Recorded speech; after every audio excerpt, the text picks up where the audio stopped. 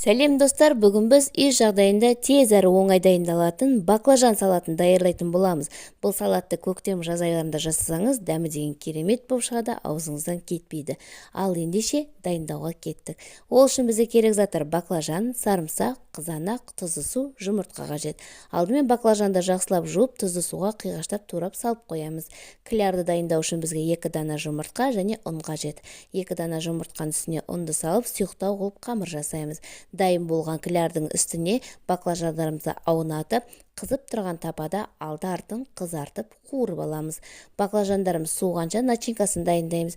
Начинкасына сарымсақ пен майонез қажет. Сарымсақты майды теркадан өткізіп, майонезбен араластырамыз. Дайын болған массаны баклажан мен қызанақтың ортасына жағамыз. Осымен біздің салатымыз дайын болды. Міндетті түрде жасап көріңіздер. Сіздерге ұнайтынына сенімдімін. Дәмді керемет болып шығады. Ас болсын.